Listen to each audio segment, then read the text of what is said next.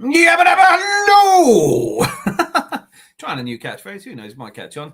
Hello and welcome to the Adams Arms on the Tuesday Club.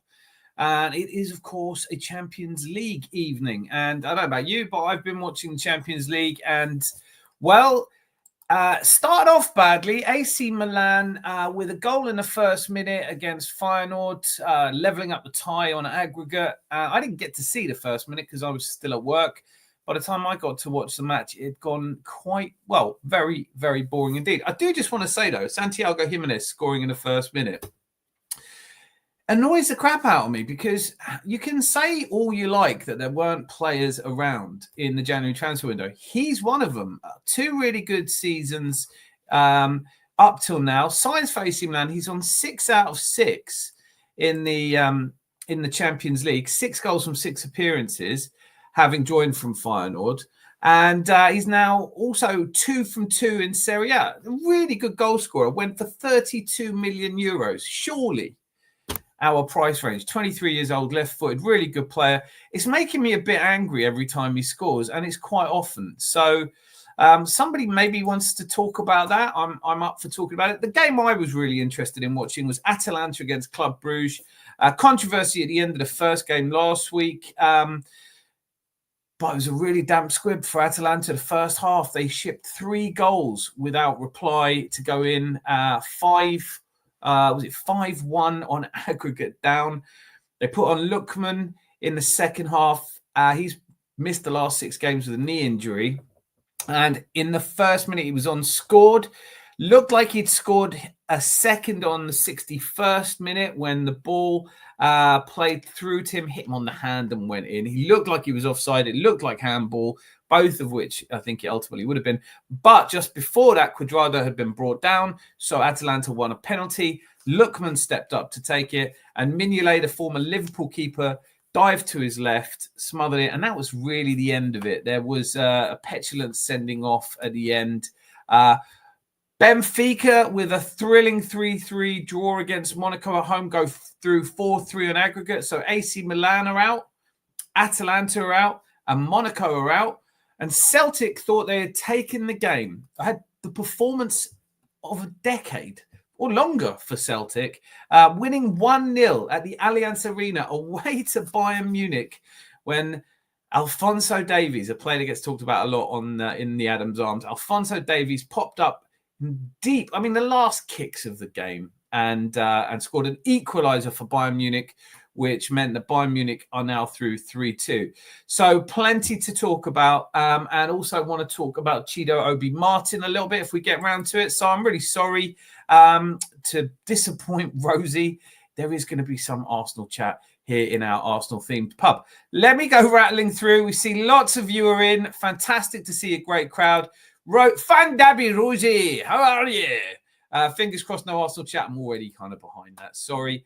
Luca talks ball. Although, has Luca just said hi and drifted off again? He's running around everywhere at the moment.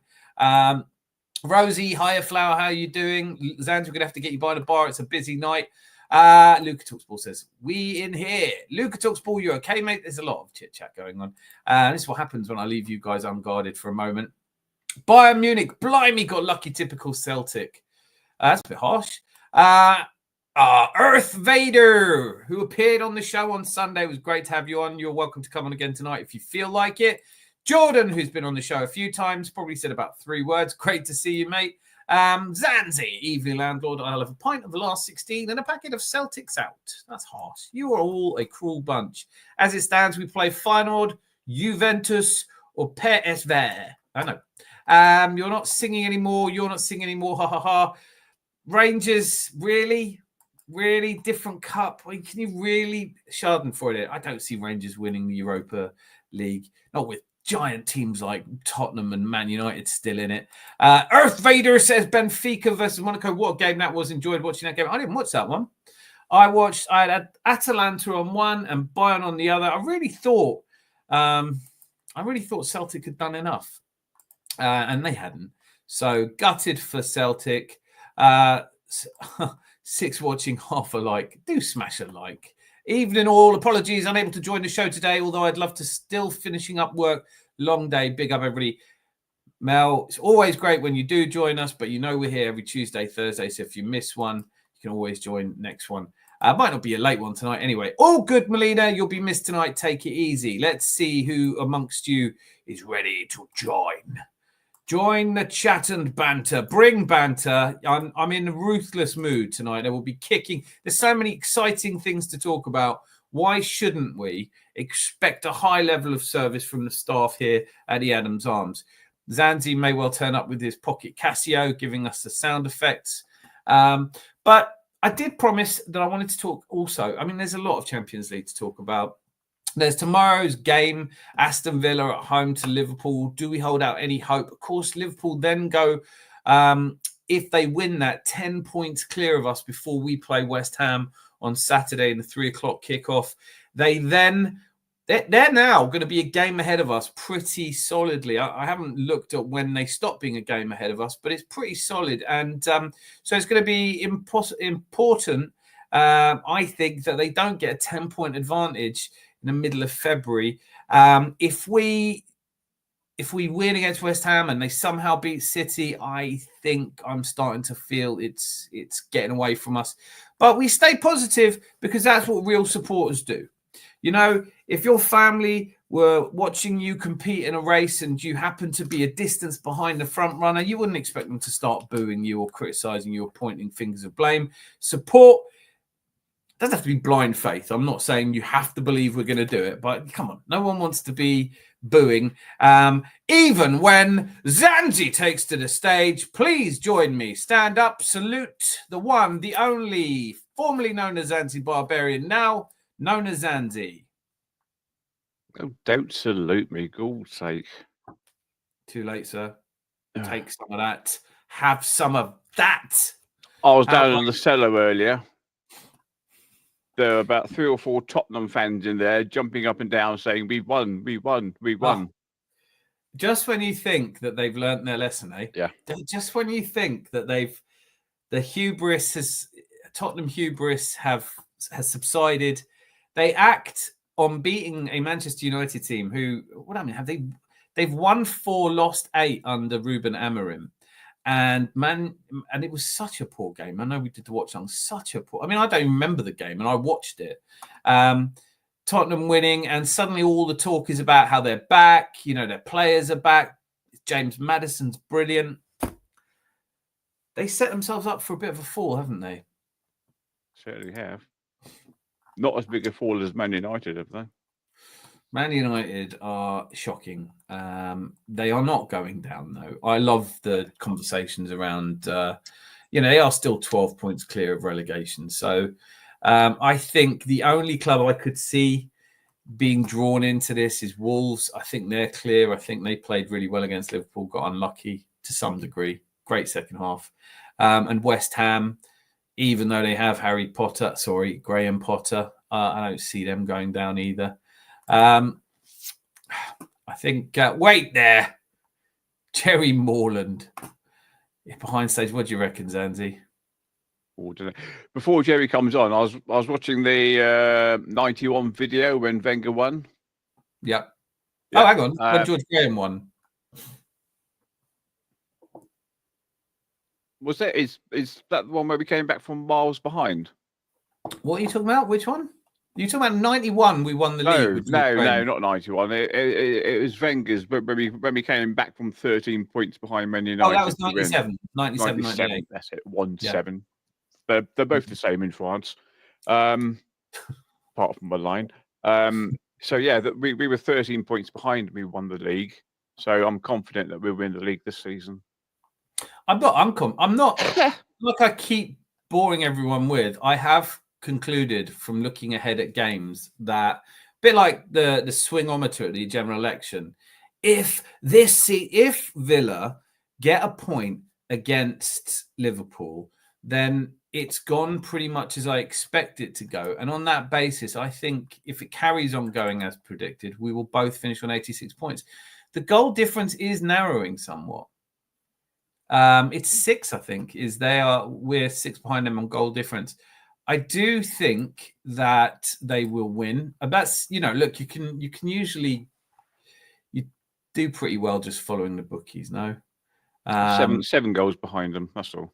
is that but is that our goal difference? Is that what you're referring They're to? 36. We're 29. So we're 7 points and 7 goals behind. Okay, so yeah, it's not an insurmountable goal difference, but you'd certainly rather have it the other way, wouldn't you?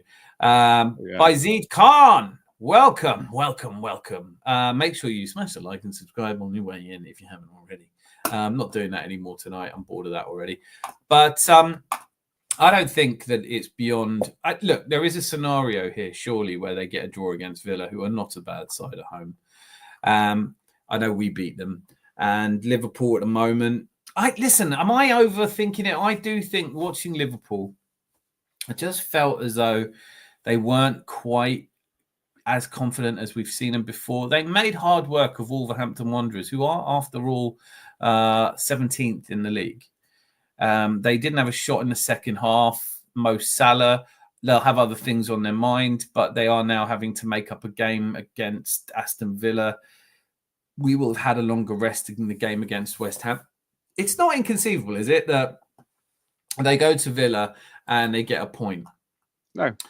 And so they're now 8 points clear of us, having played a game in hand more. We play West Ham. They're now 5 points clear of us, and they play City and lose. And if they lose, they're 5 points clear of us, and we have a game in hand. If we win that game in hand, then they're 2 points ahead of us, and we have to go to Anfield. Therefore, the title is in our hands, which I don't think is nothing like as hard as it was in the title run. And you're talking about 97, 98. No. I was having a look at what someone had written on Discord about the 10 games that Arsenal haven't got all 3 points. Oh, yeah, no, I saw that as well. Yeah, really that was good. Interesting because 3 defeats.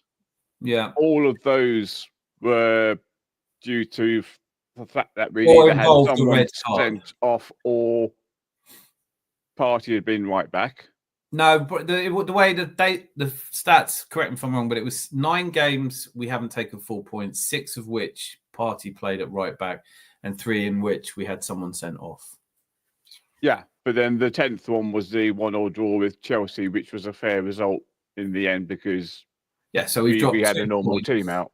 So we've had 2. I mean, it is when you stand back from it and you try and observe our season from the point of view of a fan of another club, you do kind of look at it and go, why are we all so angry? What games have we flumped in? We lost to Newcastle away. That was a hugely disappointing game, and we lost to Bournemouth. Right back.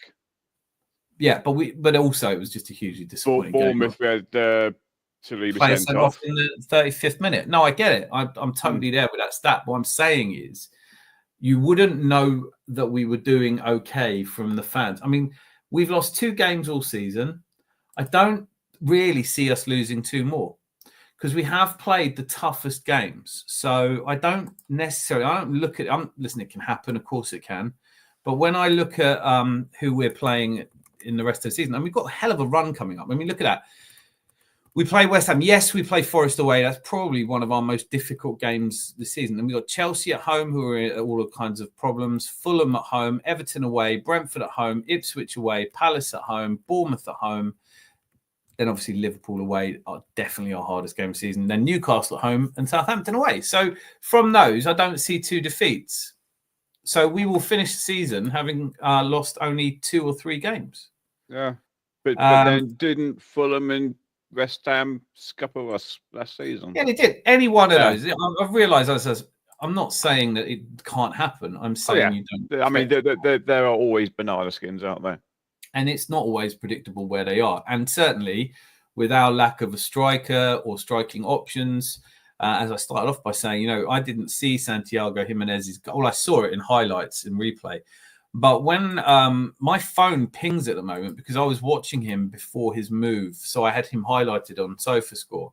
So every time he scores, my phone pings, and it's like a little nail on the chalkboard to me that there is this really good striker out there who's 23 years old and banging in goals for fun, and we didn't even for 30, he cost £28 million. And I'm sure they didn't pay it all up front. So why are we not in that conversation? It's obviously too late now. Maybe he just always dreamt of playing AC Milan, but he's not in the Champions League anymore. Just a really difficult thing for me to understand that, when people say there wasn't anyone out there, there was. We just opted against it, didn't we? Yeah. And then if you look at someone like, this is weird. This is Mika Bireth. Yeah. Who don't even get me started, because you've already done something horribly wrong when you sell a player to one team and they sell him 6 months later. Yeah. Not only that, but they also made a nice healthy profit. Well, they made about £8 million on it. They made 6 with another €2 million to go on top. He was signed by them for 4.8 million and sold for 13 million. Yeah. Euros. So that's 8.2. Yeah. And we get a percentage of that, by the way. I think we get 20% of that. But wouldn't you rather have the player or the 13 million? I just don't. Whichever way, I'm not here to apportion blame and say this person or that person is responsible for messing up a season, which might yet result in us winning the league. However, I think it's fair to be a little bit chippy about the fact that we are, because another player we let go. All right. We didn't actually make any money, although we will get a sell-on fee. And this came up. I thought this was a really interesting story, that some of the Arsenal board are a little bit put out by Mikel Arteta, because they asked him to intervene and talk to Chido Obi-Martin.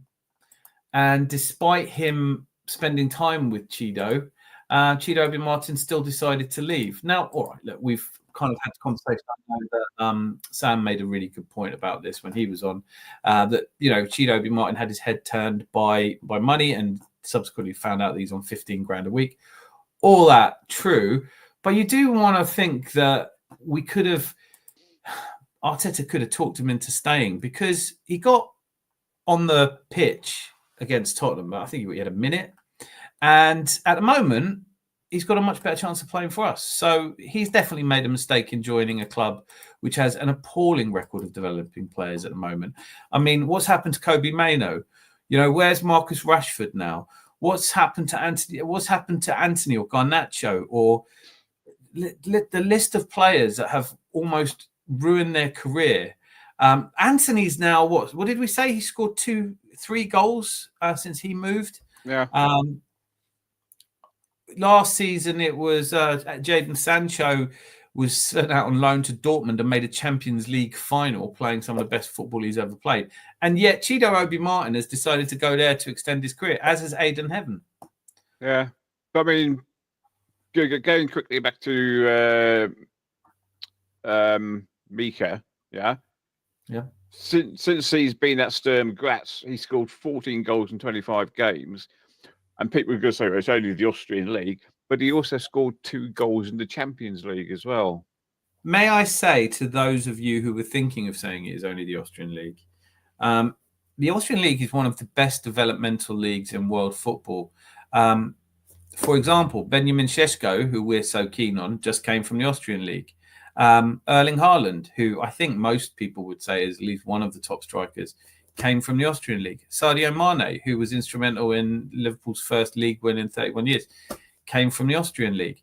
The Austrian League is a great, particularly because of the Red Bull Leipzig connection, is a great place for players to learn their craft. Players need minutes. Yeah. They get it in the Austrian League. And yeah, look, I mean, they should bang in goals for fun. But I don't think it's... Maybe it is miles below the Portuguese league, but I'm not sure it's that far below. And if you look at the players that come through, I'm a Salzburg fan, so it's a very bad season for us. But there was a player there, Oscar Gluck, who he's a really good in the youth under 21s, played really well for Israel. I also saw with interest that Gula and Endrick are both looking to leave Real Madrid. There are players out there. Hopefully this summer is going to be busy. Jose's here. Thank you for being here, Jose. That should raise a red flag that the youth want to leave. Yeah, I think I do feel that. I do think that you can explain a lot of it with money, but I don't think it's all of it. I think there are indications that people within the club are starting to feel as if Arteta could have done more to keep Chido Obi Martin, which at the very least just points to the fact that Chido Obi Martin was not someone we wanted to lose. I honestly think Cheeto, because he's Danish, wanted to go because of Man United's Danish connections. I can't say I disagree with that, but I think you have to look at. I mean, if you still have to look at your career and you have to go, is this a club that I should be looking to join? But if you've got the Danish captain, oh, God, I had a name in it. No, who's at Man United? Midfielder from Tottenham. Oh, Ericsson. Yeah. I mean, he's almost like a god over there, isn't he? But you don't look at Ericsson and think, oh, he'll definitely be here for a year or two, do you? Oh no, but then if Ericsson's talking to you, saying, if Ericsson's talking to you, I wouldn't say that. Listen. Chido Obi Martin was playing his football in England. He has been for 3 or 4 years, right? So he knows what's going on at Man United. He's decided to join a club in what seems like a terminal state of decline. Ruben Amorim's come in. Smoss is here. Good to see you. Italians falling out. Atalanta, AC Milan, and also Celtic want to go all out. Yeah, did that right at the beginning. You might want to rewind and quickly catch up with everything we've said. He played at twice speed. I'm even more fun in twice speed. But yes, the Italian clubs are out. The Lowlands, the Netherlands of Belgium and Holland have done for the 2 Italian teams tonight. And tomorrow, of course, Juventus will hope that they can beat a club from the Netherlands. But I don't know if they will. And even though they are 2-1 up, I think Borussia Dortmund and Paris Saint-Germain should be through. And I think Real Madrid will beat Manchester City. What do you think? I think all the teams at home tomorrow are going to go through, bar possibly PSV, Juve, but I still edge towards PSV. I don't think that much of Juve at the moment. I haven't seen them play that much. I don't watch Serie A. I watch Atalanta because I really like. Also, Alphonso Davies. I knew this would get mentioned. Canadian superstar that broke the hearts of Celtic, and it was a pretty scrappy goal. And I really felt you could just see it going in. It was an awful moment for, you want to see the plucky underdog. I'm not really a Celtic fan. My family were. My grandfather was. I don't watch Scottish football. I do love the Champions League, though, for an opportunity to watch some of these players. And Ademola Lookman, I think, apart from his missed penalty, he does look the difference. And I know Atalanta have not been playing well without him. Whether they can do anything like finish, in the top, I don't know. I mean, I can't see them winning Serie A. I don't think anyone thinks they're going to win Serie A. There was a point where it looked like it might be on, but you'd have to say a top 4 finish for Atalanta again would be absolutely fantastic. And it looks like they're clear of Juventus. Definitely Lazio and Juventus could still catch them, but it was great to see. It was great to see Ademola Lookman come on and look the part. And I'm not sure I would have risked him, though, because when you know that you're already 5-1 down and he's coming back from a knee injury, it's just frustrating. Retegui looked good, but not good enough. I'm kind of cooling on my idea of bringing in Lookman to Arsenal in the off-season, but there's going to be lots of time to talk about the off-season, isn't there? There is.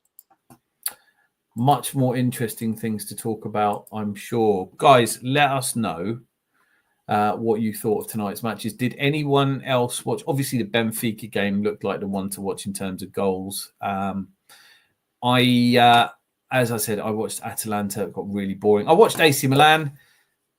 Got really boring. Theo Hernandez getting sent off for 2 very petulant yellow cards. And another game. His dive was fantastic, wasn't it? Oh, do you know, it's so great to see somebody booked for that. It reminded me of Diogo Jota, because he wasn't booked for. I mean, it wasn't as bad. Well, it was almost as bad a dive, but Did it you was. actually see the ref doing the dive thing as well? I didn't. No, I didn't see Yeah, that. that was brilliant. Because he's sitting there saying, "Oh, what have I done?" And the ref's doing the old dive thing, oh, dive. Go on, fuck off. It was shocking. It was shocking, but it was really clever dive because he dived over the knee, so you couldn't see from the ref where the ref is standing. But then you look at it and think, "Thank goodness for VAR." Yeah. Yeah, so that was that's the first card. There's some petulant sendings off. There was a sending off in the Atalanta game as well. I think in the Atalanta game, or was it? No, I think actually no, it was the Milan game, wasn't it? Where there were players actually sent off after the whistle again. Yeah, so one of the Feyenoord players got sent off after the whistle. Yeah, violent conduct, Reed, wasn't it? It's interesting actually because it is a straight red card, so that's a automatic. I didn't. All I saw was him showing them the red card, thinking, "Oh, poor sod, then he's going to miss." You know, I mean, how often a Feyenoord going to make it to the last 16, and he's missed that game now. Don't mind if we get Feyenoord. To be honest, I thought it'll be a very frustrating game against them, whoever gets them. Well, I mean, before Hernandez got sent off, AC Milan were all over them, but they just hadn't scored. Oh, I'm sorry, yeah, they scored to equalise it, but Feyenoord had hardly touched AC. It was like really one-way traffic. Well, I mean, Club Bruges, it literally was one-way traffic. I mean, after their first half, it was incredible. The second half, they just well, you know, didn't really have to do anything because Jose's saying Italian clubs went out with a whimper. They did, but with a petulant, angry whimper. It's really weird watching Atalanta just lack any conviction in the first half, then find some. I think the penalty save killed the game dead at that point. But AC Milan really lackluster. When you think of the players they had on the pitch as well, really surprised me that they didn't put up more of a fight. I mean, obviously Kyle Walker, I don't think is the same player, but you know, João Felix, Leao, as I said, Santiago Jimenez. It's a good team. Will we have a Cinderella team in Bruges? That's a great question. I thought the first game between Atalanta and Bruges was a bit of a travesty, and I thought that Atalanta would make up for it. They just did not get going in the first half and ruined it for themselves. I don't know. I mean, I don't know who Bruges can play. I love the fact that autocorrect's killing you today, Jose. Well, I you know, I think will I think you meant, right? Like, just nod if you meant will. I forgive you. Forgive your autocorrect. Give yourself a moment off. I don't know much about Club Bruges. Do you know much about them? I know one fact. Oh, they come from Belgium. Ah, there we go. Insightful again. Thank you. Yeah. Remember, you heard it here first, guys. Club Bruges are from Belgium. I know another fact about them. They play in black and blue, and they're second in the Belgian league, and they're not going to win because Genk have run away with it. And Genk's a sort of name of a club you'd think someone was just making up if you weren't sure. So tomorrow's game is: are you going to be watching Real Madrid, Man City, or are you going to be watching Aston Villa, Liverpool? I'd love to know from all of you, actually. Rosie's not going to be watching either of them, surely. Rosie, are you going to be watching any football tomorrow? When do Rangers next play? Probably Thursday, if they're in Europe still. Yeah, but are they in the? Did they qualify automatically, or I don't know? No, they play St Mirren on, is that Saturday at 3:00? They're through Rangers. Moin Rangers. Did I say that right, Rosie? Fan Dabby Rosie. Moin Rangers. Manchester United don't play. Actually, let's have a look, see who is playing. Bodo Glimt take on Twente. FCSB take on PAOK. Galatasaray play AZ Alkmaar. Roma will take on Porto. Ajax against Union Saint-Gilloise. Anderlecht, Fenerbahce. Real Sociedad against Midtjylland. And Victoria Pilsen against Ferencváros. And then in the Conference League, don't know if I know any of these teams, to be honest with you. Shamrock Rovers against Mold. Yeah. That sounds about right. And Chelsea is still in that one. Surely they're going to win. Sound like me, Jimmy Cranky. Find Gabby Louise. That was a lady. Yeah, I'll watch City at Real. Will you?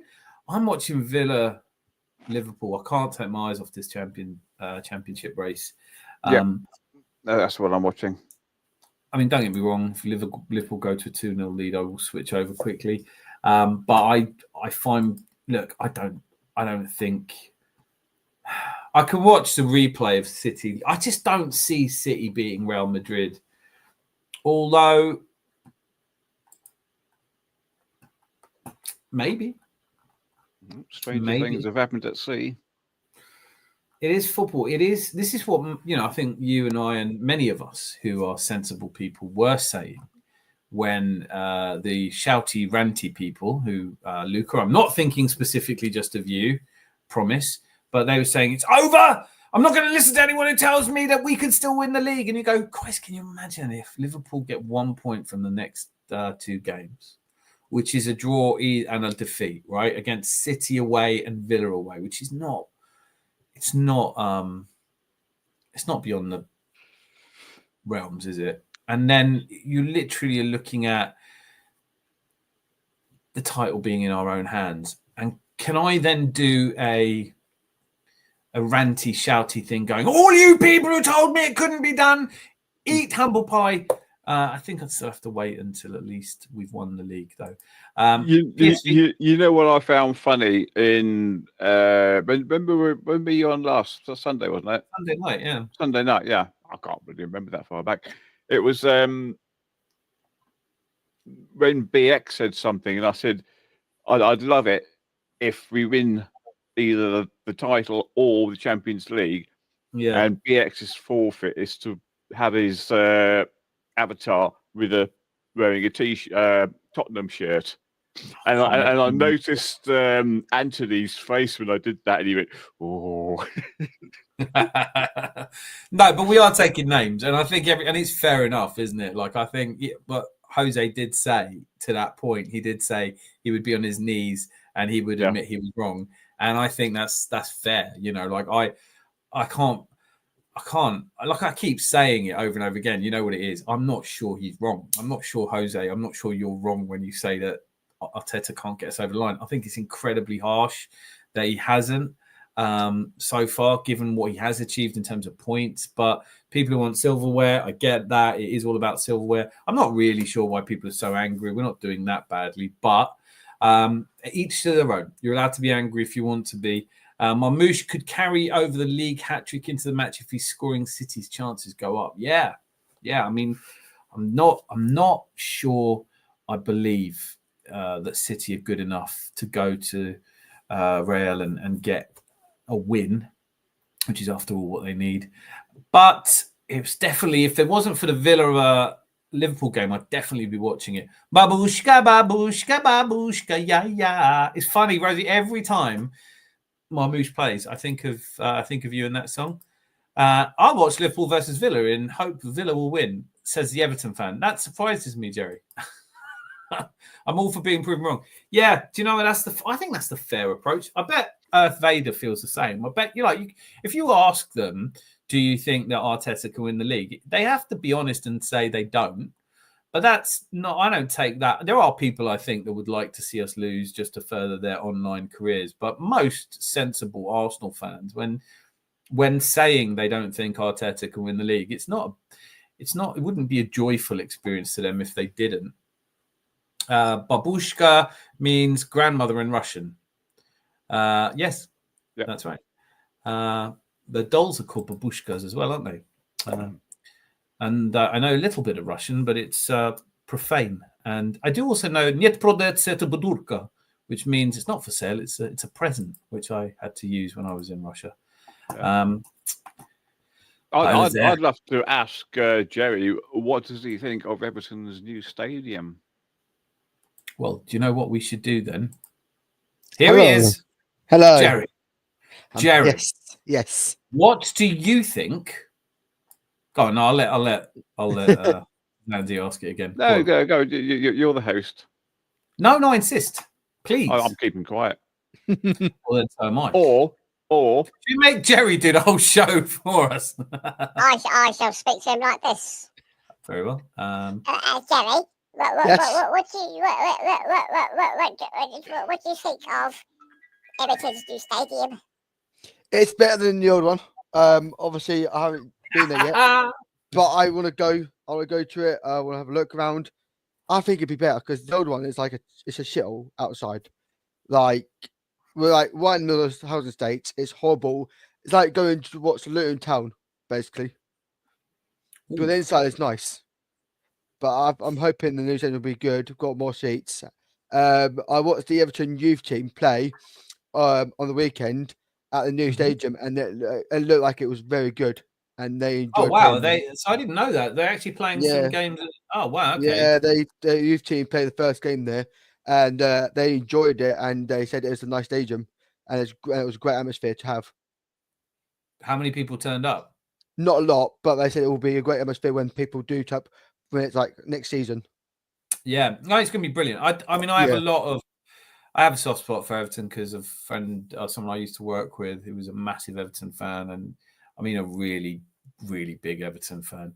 And I've known a few, and yeah, I want to see teams like Everton do well. But there's a synergy. I feel like Everton and Arsenal are quite similar, certainly in the sense that we don't go down. Certainly in that kind of the way that both of our stadiums, whether it's Goodison or Highbury, were very much part of a local community of houses. Colette, welcome. You should watch the Bert Kreischer comedy. Kreischer, look, I'm saying it in German. Bert Kreischer comedy Hit the Machine about his trip to Russia. I have seen that, and it is hilarious when he meets the Russian gangsters on the train. Absolutely loved it. Really funny. Rosie, you're a fan of his, aren't you? Am I making it up? I know you love your comedy. So, Everton, you'll be watching the game tomorrow, cheering on Aston Villa.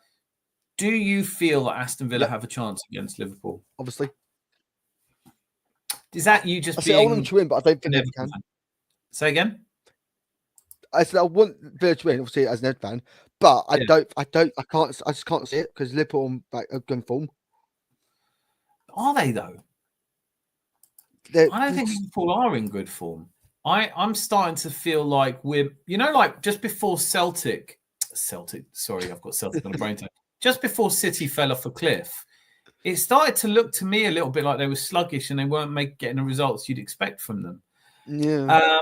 I think watching Liverpool play against Wolves, they haven't had any injuries. They haven't had to rotate, but they are now starting to play games every 3 days where we're getting time off in between. I think that, look, they're still bolted on to win the league and everything, but I don't know if they are in great form. I don't know if I would agree that Liverpool are in great form. There's going to be an interesting factor tomorrow as well. What's that? Rashford. Oh, that's yeah.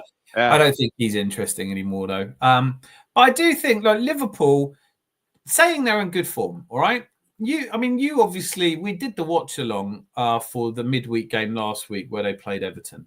Yeah, and they drew.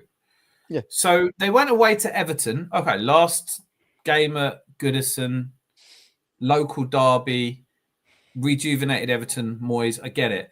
Then they followed that with a really unconvincing 2-1 win at home to the 17th place team in the league. After having lost to Plymouth, I don't think they have had a good result, really, in February.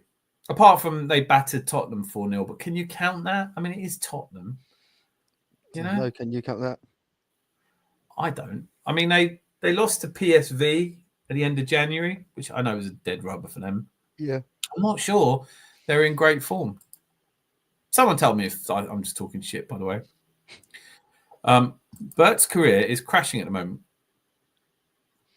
Hello. Bert Crusher is hilarious. I love Two Bears, One Cave. I thought it was you that I'm pretty sure you told me to go and watch him. And I think I did. And I certainly loved what I've seen. Live gig.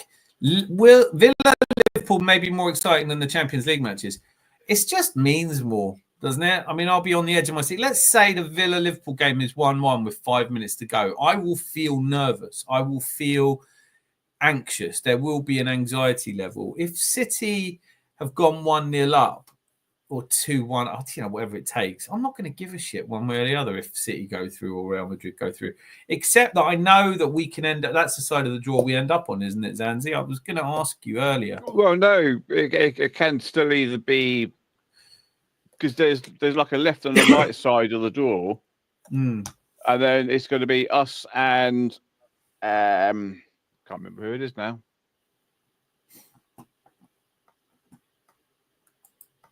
Us and is it Inter? No, it's not Inter Milan, is it? No, it's not Inter. Hang on, let's have a quick butchers. Yes, it is. Yeah, it's either us or Inter Milan. Oh, is it? Are paired together, but we don't play because we will be split up into either the left side or the right side. Right. So if it's conceivably possible that we could play at some stage the winner of the Real Madrid City game, wouldn't we rather see City go through tomorrow? Don't really want to play either of them. I'll just say that. But do you give us a better look without a striker? Do you give us a better chance against Real Madrid? It seems like a stupid question. I feel like I'm being a bit of a dunce here. I don't see us. I'd rather City get knocked out, but then yes, it would be easier for us to play City than it would be to play Real Madrid. It's frustrating that clubs like Real Madrid exist anyway, but it's really frustrating that they can have such a poor Champions League qualifying and then probably still end up winning it. I watched some of the highlights. I mean, obviously I watched the Real Madrid City game and enjoyed it, but then it was when I watched the club live watch along, and it was when he went, "Who's Bellingham anyway?"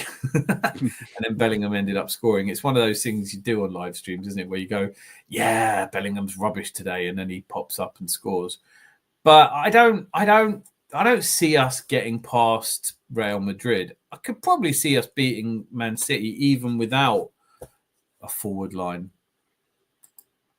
Yeah, I mean, at the moment, as it stands, in the last 16 draw, we've either got PSV, Juve, or Feyenoord. Yeah. And if we get through those, then we've got Atletico Madrid or Bayer Leverkusen, who are in the same level as us in the fact that they're already in the last 16. Or we got Bayer Leverkusen. I watched them play against Bayern on a weekend. Really not the team they were. And obviously everyone thinks Xabi Alonso is leaving to go to Real Madrid. Which, by the way, was another question I had. I'd love to know what you guys are all thinking, because I know one or two of you would like to see Arteta leave. And one of my criticisms on that point has always been, hang on a minute, who would you replace him with? But since Carlo Ancelotti will be available, starting with you, Zandy, is there a world in which you would be happy to let Arteta go and bring in Ancelotti, given that he's won, the Champions League 6 times or something now, and twice as a player?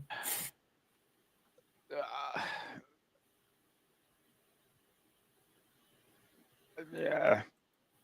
I mean, if Arteta gets kicked out, then why not? I'm not really convinced at the moment, though. I'm not, but it's a good question.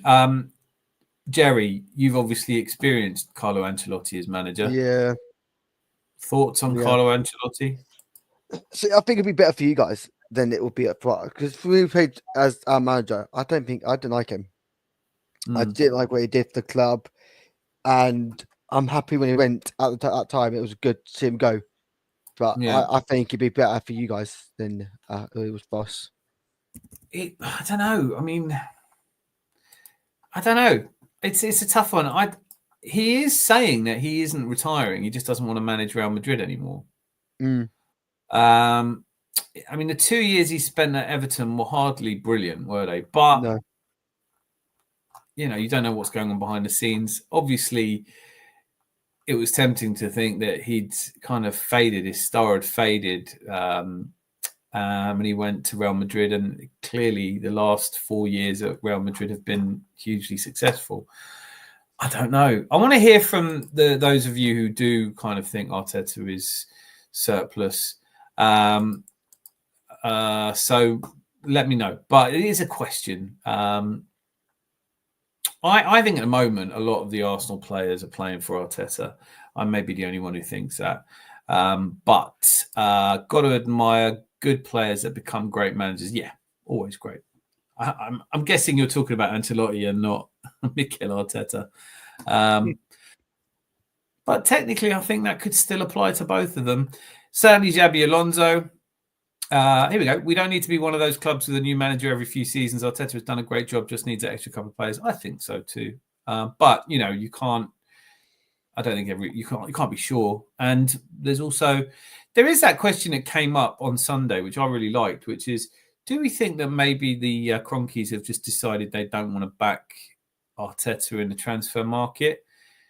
Either Arteta has said he's vetoed players we could otherwise have signed, which I think is a really stupid thing to do when you've got just Raheem Sterling.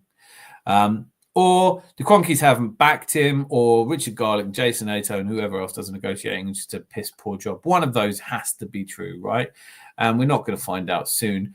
But I am already properly sick of hearing about the summer transfer windows. I'm sick of hearing Zubimendi definitely signed, Nico Williams is definitely coming, that Alexander Isak is now back. You know, all of this shit can just wait till June. And frankly, this being a year without a tournament in it, we're not going to have anything better to do anyway, are we? Big up, everybody, and big up and massive elevations to you, Kalando Brown. What's the name of the big guy they're pals with? Oh, you're still talking about comedy. Kalando, welcome, says Rosie. So I really liked your point, by the way, Cole. I don't think we need to be shifting managers around, but I did say up until quite recently, look, if Pep Guardiola wanted the job, I'd definitely give it to him. But I think he needs a break. I think we're watching Pep Guardiola reach the end of what he's capable of dealing with. You know, divorce, a massive rebuild, a change in plans. Do any of us think that City might not have had it might not have been a good idea for City to offer Pep a contract extension? Jerry, what are your thoughts on that? I don't think that he should have an extension because they're fully falling apart, and it's just really strange to see them now falling apart and a good team. Like they've won four in a row. So yeah, I get when you say falling apart. Obviously, I do agree with you, but I think it's one of those ones where it's just relative to how good they've been. You know, they're not in free fall like Tottenham or Chelsea were, or Man United or Liverpool, you know, when they had the bad season a couple of seasons ago. I think there was always going to be a season where they stopped being as good, and it's all kind of happened at once. But is Pep the man to turn it around, is I suppose the question. I don't think so. Zanzi? I don't know. I mean, what is rather worrying is the fact that when their midfielder got crocked against us, Rodri, the Ballon d'Or winning midfielder. That their whole team just seems sort of. I don't think it's just that. It's not just that. It isn't just that. I think you're looking at a drop off. Obviously, Kyle Walker dropped off. Bernardo Silva hasn't looked the same. Where's Phil Foden? You know, where's the Phil Foden that was so great for them last season? I think a lot of their players have dropped off at the same time. And I think I can understand that after 4 Premier League titles in a row. You're going to just get to a point. I honestly think there's a lot to be said for the idea that those players were looking forward to someone else coming in who wasn't going to work them like a dog. And when they found out that it was still going to be Pep and he signed that extension in the international window, I think a lot of them just were like, I can't do this anymore. And obviously Kyle Walker felt like that, and that's why he's at Milan, out of the Champions League. I don't know. I love this comment by Jose. To be fair, I rated Arteta as a player. I respected his grit and leadership on the pitch before he came to Arsenal. I never really rated him that highly. I used to play a lot of Championship Manager, and I think I got put off by buying him for that. But I never. It was a pretty gloomy period for Arsenal. I know we won cups, but it was the beginning of the end of the Arteta era, and it was for lots of reasons wasn't a particularly exciting brand of football, I don't think. And then obviously Coles says Pep Ball has been found out. Unless he's dominant squad, it doesn't work for him. It's really fascinating. I find that really interesting as well. Like Pep's never really I think different squads need different players. I thought Graham Potter was a terrible choice for Chelsea because you've got a dressing room full of egos. You need a Hansi Flick or that kind of manager for that. I think when you're looking at the City team now, you probably wouldn't say that Pep's got the experience to rebuild a team from scratch, which is what he has to do. Yes, they've got some good players in there. Josko Gvardiol, I think, is a great player. I mean, they have got, I'm not going to list all the good players they've got, but they have got them. And Mamushka, this one's for you, Rosie. Mamushka, yeah, it looks good. I mean, you can't say he doesn't. The rebuild, though, is Pep in the right frame of mind? Has he got the experience for a rebuild? Moss says Arteta was rather good at Rangers and Everton. I don't really remember rating him that highly at Everton, and I certainly didn't watch him play for Rangers. He was a good player for Everton, in my opinion. Solid and consistent. Yeah, I just don't remember him. I'm definitely not disagreeing with either of you, but I wasn't excited when we signed him in the final minutes of the transfer window. I do love that he forced that sale through and that he was determined to come to Arsenal. And look, he's been Arsenal captain. I'm going to love him. But it wasn't it wasn't one of my, he doesn't make my top 10 players for Arsenal first team. On a decline with Arsenal, but got to learn under Wenger. Yep, I think that would have done him an enormous amount of good. Arteta during our 11-12 campaign was very good. Yeah, I just think at that point I'd kind of lost the love for it, really. I just felt like, I think I was watching this really interesting thing talking about how Wenger's big mistake was trying to rebuild his formation around Cesc Fabregas. He really did think of him as one of the world's best players, and I don't think it ever really worked for us. Yeah, I don't remember him at those stages. He was never a needle mover, let's be honest. Yeah, I'd say who's a top 10 Arsenal players of all time? Oh, I love this. I'm not doing goalkeepers because it's only safe hands. I can't think of anyone else. Could make a case for Jens Lehmann, but he did get himself sent off in the Champions League final. So right back. Should we start with right back? You can enjoy this, Jerry, but I don't expect you to come in on this one. Zanzi, who's the best right back Arsenal have ever had? How far can I go back? Oh, you can go back. I think it has to be someone you've actually seen play, but I'm happy for you to. That's everyone. Well, yeah, probably, that's right there. I mean, I can go back to the 70s if you want. Yeah, but who? I don't. Yeah, you can do. I'll have to sit down for about an hour or so and start thinking about it because I'll say Lee Dixon for you as well. Then Lee Dixon, Nigel. I'm just going to go through the 91 team. That's all right. It is I think it's a debate. I think you'd have to break it down to like one position a week. Maybe we'll do that for Thursday. Have a think about it, and on Thursday we'll kind of come up with who our favourite right back for Arsenal is. Left back probably is easier, to be honest with you. It just has to be Nigel Winterburn. or the one who went to Chelsea, whose name I can never remember. The one who liked to put telephonic devices up his posterior. That's it, Cashley Cole. The one that married Cher Cole. Sorry. Sportsnet was showing old FA Cup. Sportsnet was showing old FA Cup matches and Spuds beat us 91 because of safe hands.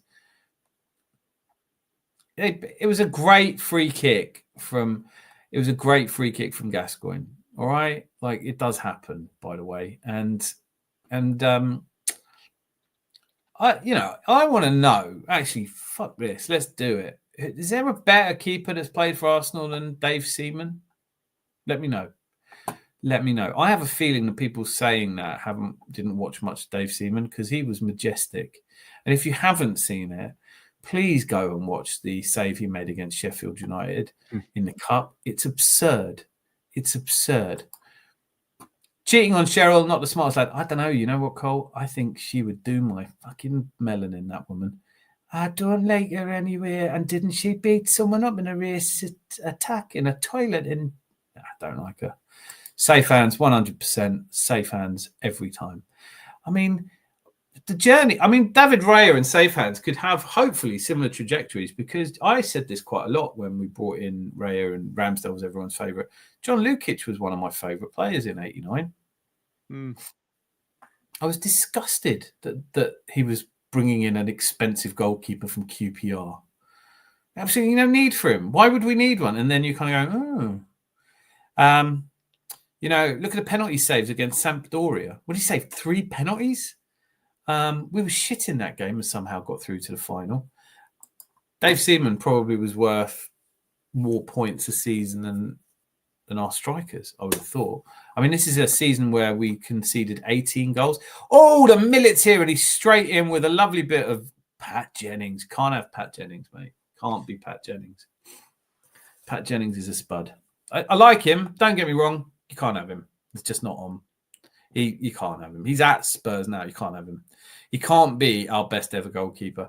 I'd rather you said Peter Cech. But very glad you came in with that cat among the pigeons attitude. I love it. Throw a few things in there. There's no danger in knowing who Everton's best ever goalkeeper is there? Nope.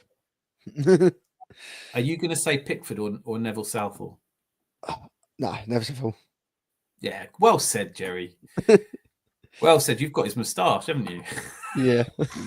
You've hidden it from us, but I know it's there. Is there anyone? I mean, look, I will accept that you can make the case for Jens Lehmann. You can, because Invincible, huge part of that Invincible season, brilliant goalkeeper. Top 10. Lukic. You can't say Lukic was one of them. You can't say Lukic was as good as Dave Seaman. You just can't. No. You can't. I'd say he's in the top 5, maybe, but I think Pat Jennings is in the top 5. It wasn't. Then there's Bob Wilson. Oh, Bob Wilson. Yeah, shit, before my time, but yeah. Bob Wilson definitely top 5. And it's amazing to think that Bob Wilson and a lot of those goalkeepers way back then didn't even have gloves. Yeah, and he used to spit on his hands. Oh, do you know what? Bob Wilson, anyway, just because he was a goalkeeping coach for Dave Seaman, probably Jens Lehmann as well. So Bob Wilson, 100%. Dave Seaman, Lehmann.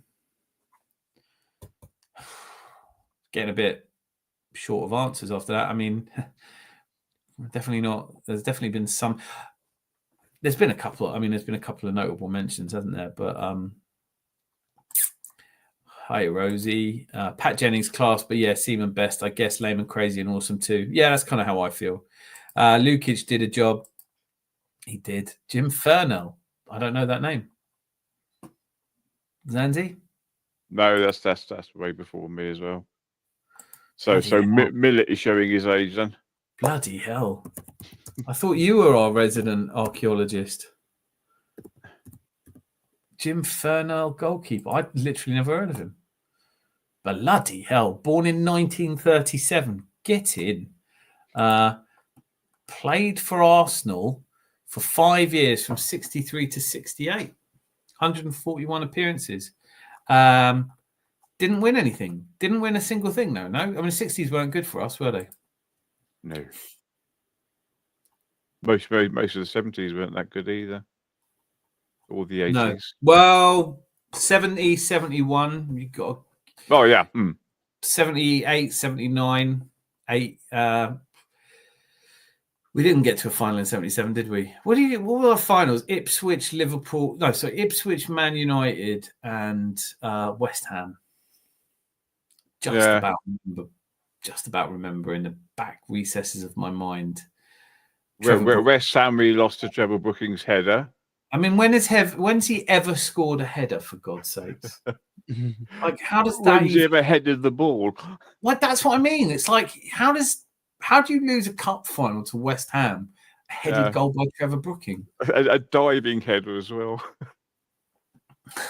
Well, I wouldn't be diving. He doesn't land on his. He doesn't fall over, does he? Are past average players showing more love and attention than currently? Yeah, I definitely think so. I think there's nostalgia. You kind of, you develop a love for players. But Bob Wilson justifiably is in anybody's top 5 Arsenal goalkeepers because, like I said, he was the first double-winning goalkeeper. As Zanzi said, playing without gloves as well. I mean, different times, huh? I mean, as much protection as the keepers get now, they needed to be a bit. So Bob Wilson's just an absolute bloody legend of a human being anyway. So he just on that. Bob Wilson's definitely my top 5. Coles has put his top 10 as Henri, and Henri. That's like saying Perry Groves. Earth Vader's gone away with a bit of pen and paper, and he's come back with Bob Wilson, Pat Jennings, Dave Seaman, Jens Lehmann, John Lukic. I am surprised at the love that Pat Jennings gets. Just am. Am I just being a bit too partisan now? Because Pat Jennings doesn't love Arsenal. So I just don't have the feeling for him. I mean, he was my keeper. He was the keeper that was playing when I started going to Arsenal. He was the first keeper I saw in the flesh, if you like. The fact that am I wrong? He is currently at Tottenham, isn't he? Isn't he actually at Tottenham at the moment? He has nothing to do with Arsenal now, apart from when he played for us. That's it. But I'm saying, I think he's currently working for Tottenham. I don't know. I think he's part of Tottenham Hotspur. I'm pretty sure. Yeah, he loves Tottenham. That's his love. So can we really put him in the top 5 keepers? And apart from anything, Pat Jennings won an FA Cup with us. He won an FA Cup with Spurs, for Christ's sakes. He won 2 League Cups with Spurs and a UEFA Cup. He's a Spurs keeper. He's not an Arsenal keeper. Sorry, Pat, if you're watching. I didn't mean to upset. This says after his retirement, Jennings returned to Tottenham. So yeah, I'm sure he's behind the scenes at Tottenham now. I don't know. He's 79, though, isn't he? Yeah, no, but he's still one of the last people who ever won anything with them. So, Yeah. 68 and 69 League Cup finals. Well, losing League Cup finals doesn't make you a great player. I'm not trying to be horrible. I've been trying to think who Jerry reminds me of. It's dawned on me. Bruce, the performance artist from Family Guy. So that's his new name. Who's the Bruce? I don't know who Bruce, the performance. Can you pop a link in so I can have a look at that? Northern Ireland, 2 world stars, Best and Jennings. Yeah, if you're putting together the best Irish goalkeeper, Northern Irish goalkeepers, I'd definitely be in the top 5 there. I don't know any of the other 4. I was a wee lad and had a coach of mine that was from Scotland, knew Pat Jennings, and he sent me an autograph pic. So you can't have him for that. That can't be a reason you put him in the top 5. I'm not putting Jennings in the top 5. I can't have a spud in the top 5. Sorry. Your name really the Gooner? What the fuck? Yeah, no, my name is actually, yes, the Gooner. That's how social media works. You have to put your actual name. Otherwise, I think you get a copyright strike or something.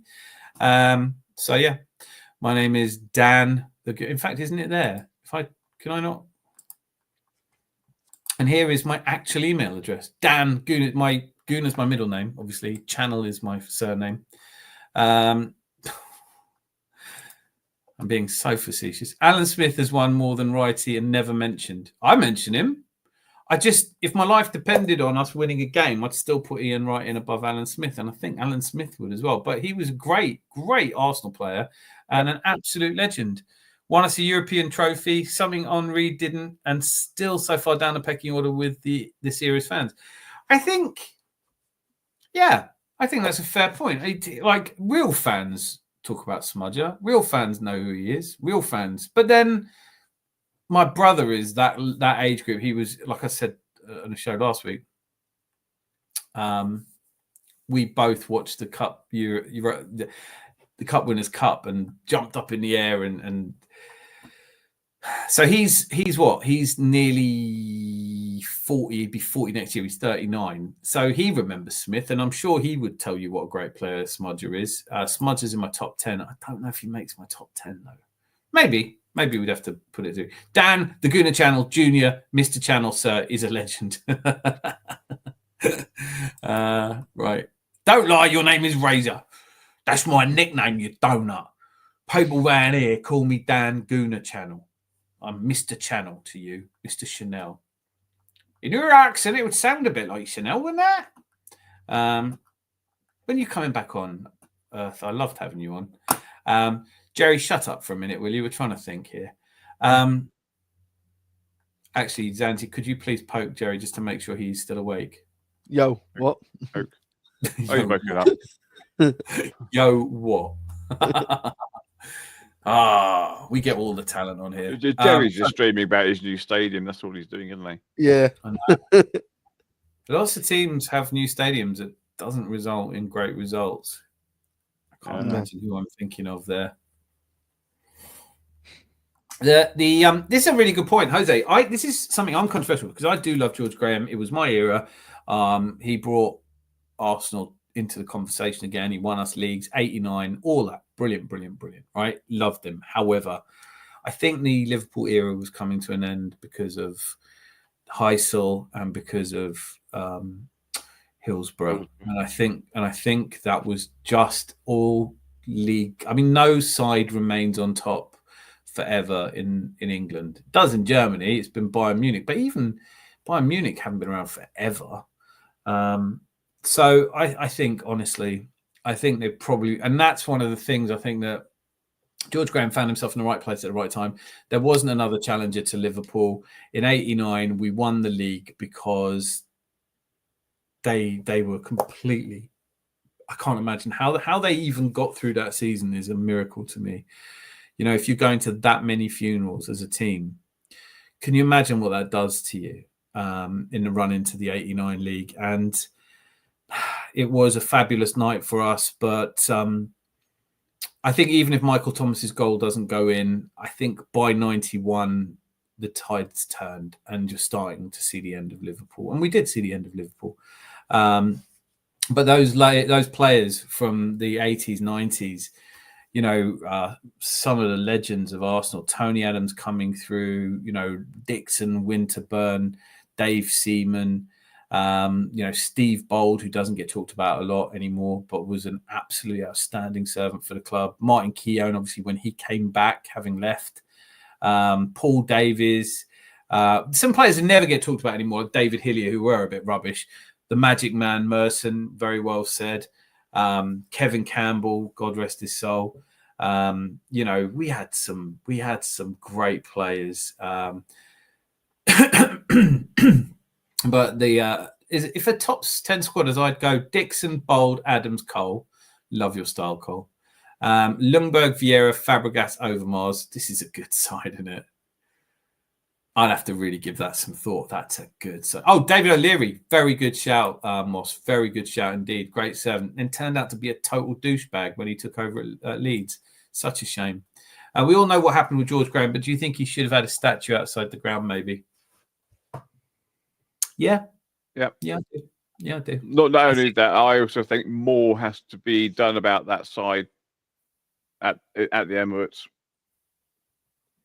What do you mean, more statues or?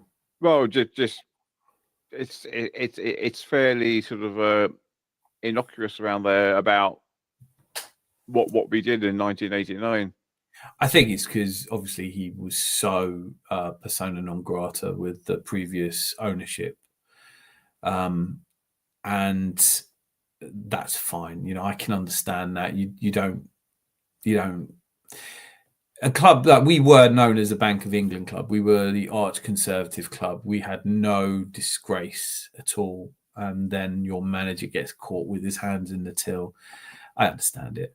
But I think enough water is under that bridge. And I think for those of us whose lives were improved as fans by George Graham and the players he brought in and the players he developed, 100% deserves a statue. I think Ian Wright deserves a statue. And no one's given me a good reason why he can't have one. Just deserves a statue, doesn't he? Yes. Well, yeah. I mean, he's the second highest goal scorer, isn't he? Yeah. For now, obviously, Hmm. we've got Marino now, so he'll, I'm sure. Yeah. John Jensen, you've totally forgotten the 300 goals John Jensen scored. Oh God, of course, yeah. Which is one of my favourite moments from Sunday, finding out that Luca thought John Jensen had scored 300 goals. Fuck him.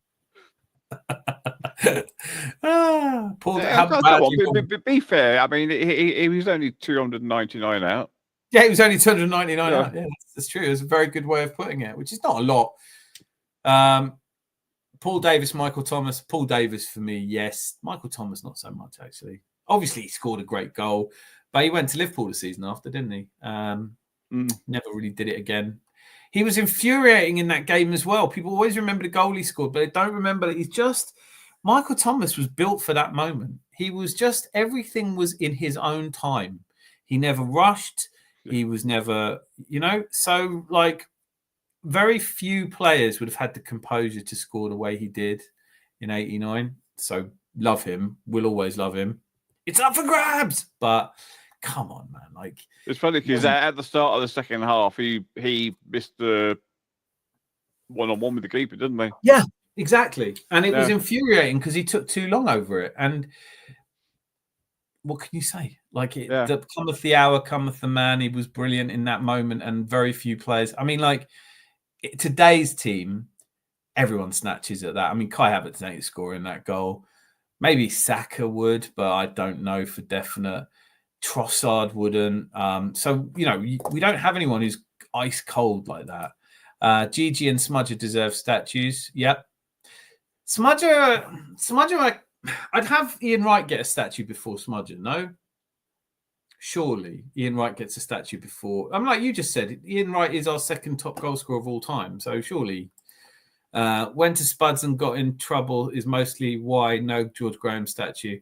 Yeah. I mean, like, I don't think it matters that he went to Tottenham as much as it matters to them. But he did win a trophy with Tottenham. So, like, never mind your Mourinho's and your Conte's proven winners. George Graham is that. He is that. Didn't do it at Leeds, obviously, but 89 was so amazing. It was absolutely...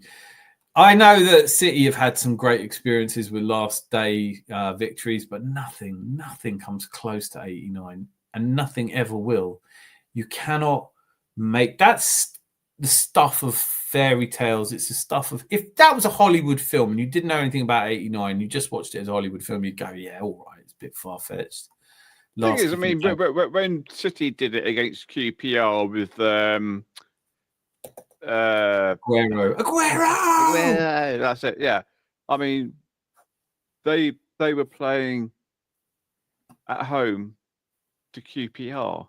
I know. And Villa, they did it the other year when they were 2-0 down to Villa at halftime. You go, yeah, but you're at home to Villa. We were away to a team we hadn't beaten away in 20 years. And he couldn't just beat them. You couldn't get a 1-0. You had to be 2-0. And that second goal, I mean, just everything about 89 is just... We always have that to be proud of. When people talk about standards and all this, we scrapped that out. We were plucky. I mean, we bottled it against Wimbledon and Derby. That's what happened, because we shouldn't have had to go to Anfield. But maybe this season's going to be another one of those last minute. Maybe it will be the game against Liverpool at Anfield. I mean, it's not inconceivable, right? Steady Eddie McGoldrick. Used to call him Snowy because he settled so quickly. Wonder what happened to him. Sent Luca a Georgie Haji clip and he asked who he was. Oh, I love Georgie Haji. I watched the 94 season review monthly. Some great goals. Well, in the Cup Winners' Cup, it wasn't a good season in the league. I remember that. I remember it deeply frustrating. Ever since we won in 91, it went pretty quickly downhill after that, didn't it? Yeah. The Gooner Channel, every Tuesday, Thursday, and weekends. If Henry wasn't so incredible, Wrighty's record would stand for a long time. I hope not, because even Wrighty said it's a bit embarrassing to have we should have more goals in our team. We should have had a goal scorer with more goals. Henry, although saying that, you know what? given the state of our strikers at the moment, is going to stand for a while, isn't it? Shit, we're no. I mean, like, even if we went and signed Alexander Isak, could he do? Yeah, he'd do it, wouldn't he? He would do it. Maybe Sesko could do it. Sesko, I just don't. I'm not a scout. I don't know shit. If we sign him, I'll be glad and I'll praise him and I'll support him and I'll all that. But not seen him. He's got that one really good goal, which I definitely loved. But 89 life-changing, 100%. Well, they didn't really change my life, but I did change my weekend. I know that. It's fucking amazing. Oh, I just loved it. I just absolutely loved it. Being outside the ground, standing on cars, poor bastards who parked their car around there. Same in 97, 98. I remember standing on a Jeep or a Range Rover. God knows. I mean, sorry to whoever owned the cars I stood on as a young man celebrating, but it just seemed like the thing to do. Actually, I feel shit now. I've made myself feel terrible. Sandsy, cheer me up. I just remember that Saturday I had a hell of a headache. Oh, God. Oh, mate, I was 16, but we got pissed, you know?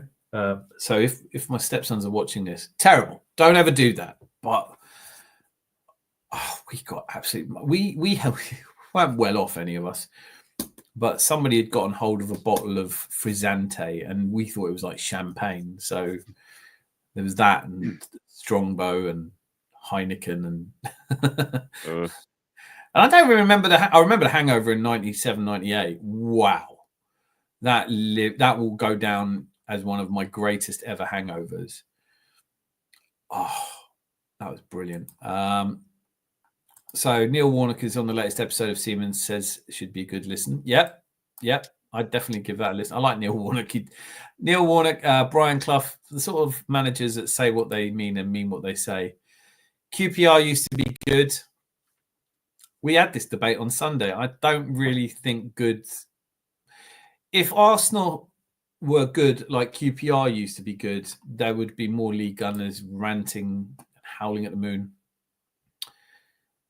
This new PR glazing by the league is nauseating.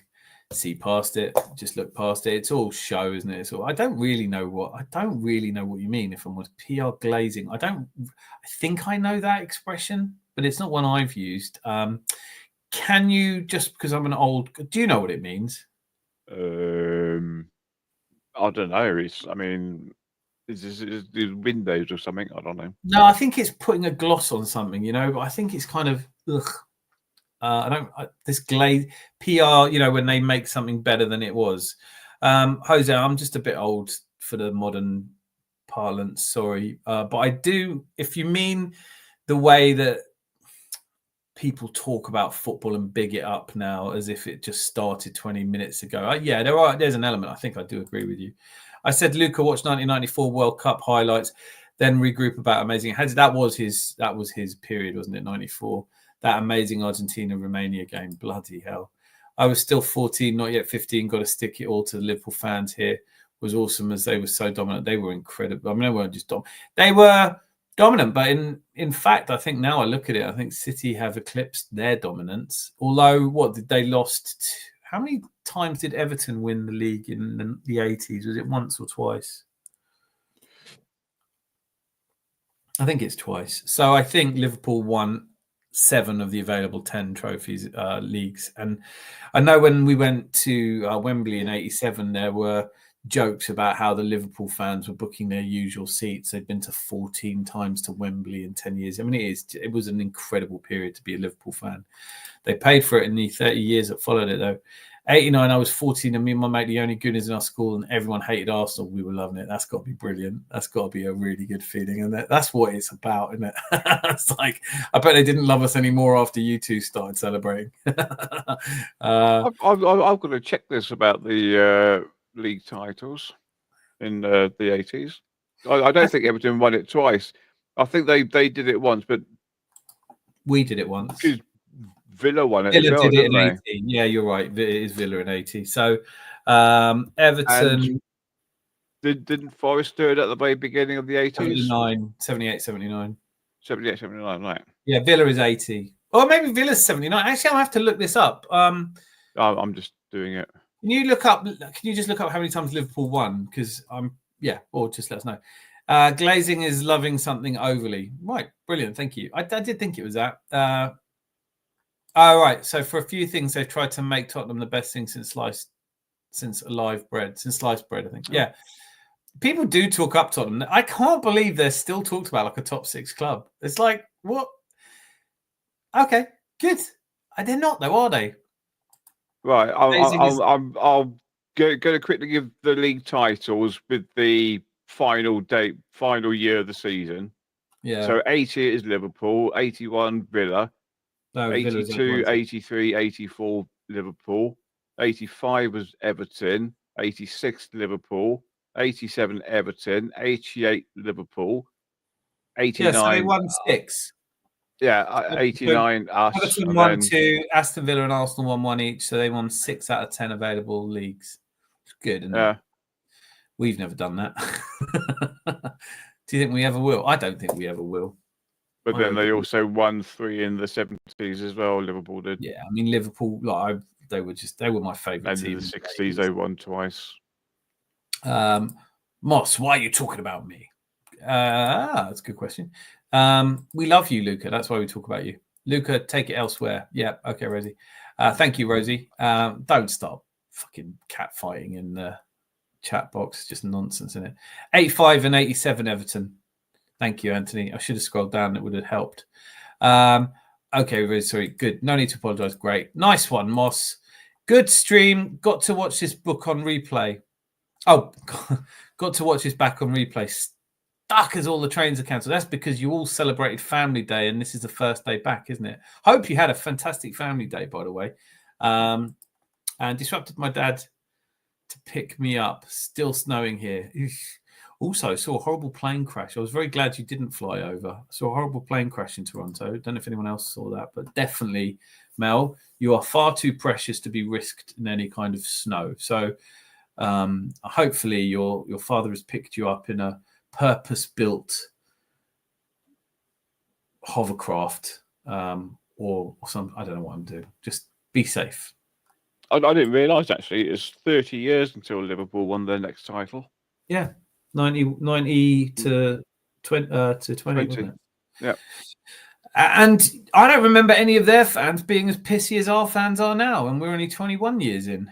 I know. I don't know what it is about some elements of our YouTube fan base who don't listen. I think wrongly, people always think that anyone who thinks that they have a problem with the current Arsenal setup is lumped in with all of the people who are frothing at the mouth and angry, and not trying to offend anyone who may be present here, but you know what I mean, right?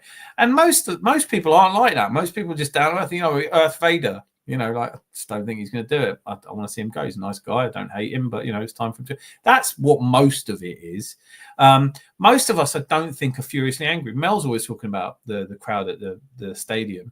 Seems like a good vibe. Seems like everyone feels good about Arsenal at the moment. But we would love to see us cross the line. Of course we would.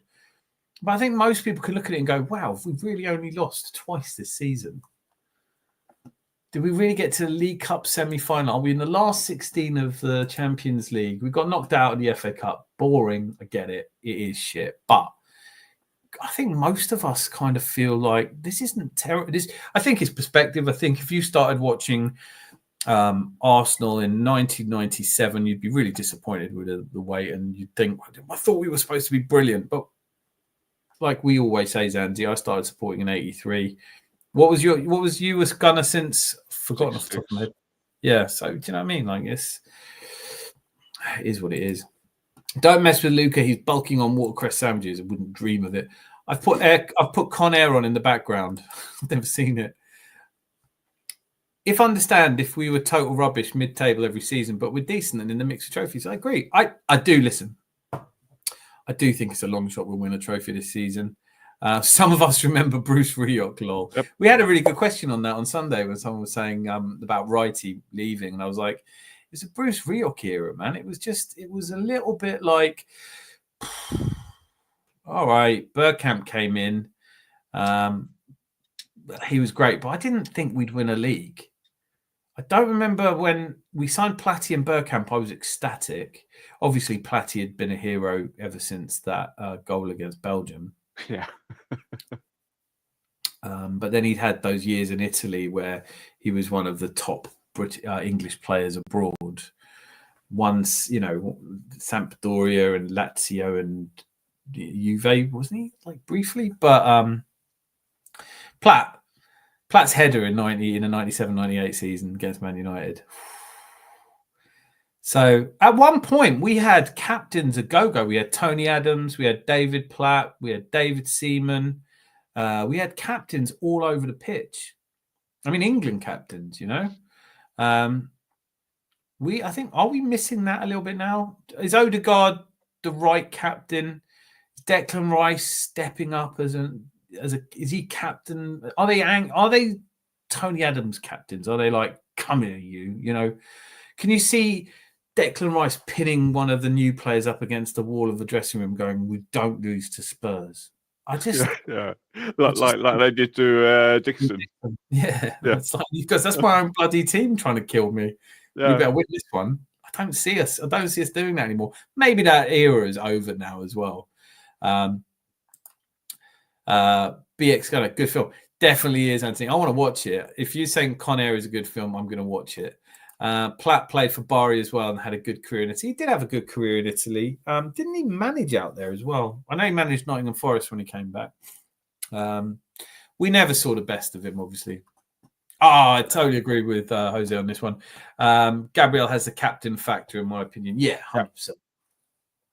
If it isn't Gabriel, then it's got to be Rice, I think. Yeah, I like Odegaard, and I think the players respond to him, but he's not really the kind of captain that. Mr. Tom's here. What a result for Leeds yesterday. What a result. Wasn't it 1-0 down with minutes to go and they won it 2-1? Lightning strikes twice. I saw the headline, didn't watch it.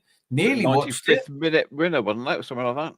Well done. Well done to Leeds. I'm slowly coming around to, I can't say liking Leeds, but obviously I'm happy for you, Mr. Tom, when they win. And that means something, I suppose, but still a dirty team. And I can't forgive you. Let's put it this way. Leeds are better than Chelsea. Yeah, I think genital warts are better than Chelsea. So, you're not saying a great deal there.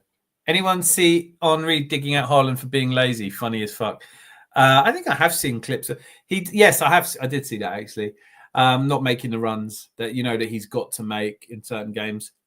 It's going to be really interesting to me what happens to the precious ego of rich kid turned professional footballer Erling Haaland now that Marmoush is everybody's favourite. Are they going to get along? Hard to see, isn't it? Yeah, as I'm the same here, Jose. I totally agree with that. I wouldn't give two shits about Leeds if it wasn't for Tom. Only so true. I just don't like Leeds. Daddy Leeds. But now I look at it and go, oh, great. Do I want them back in the Premier League? They're coming up, aren't they? I think that's it. Is that a given now? Are Leeds almost up now anyway? Nah, but they're in a good position, aren't they? They're up. Yeah. Can you see them not finishing top?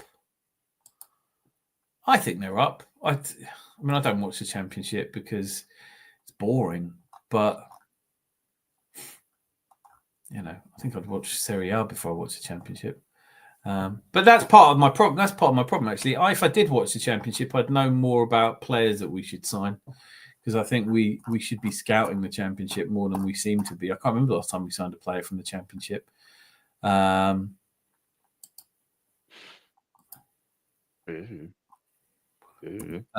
can I just let's have a look. Leeds, dirty, filthy Leeds. I think possibly the last time we signed anyone from the Championship was when George Graham was there. No, it would have been Arsene Wenger signed one or two from the Championship. Am I making that up? Maybe I'm making it up. Oh, that's a really good pub quiz question. Can anyone name the last player Arsenal signed from the Championship? Last proper player.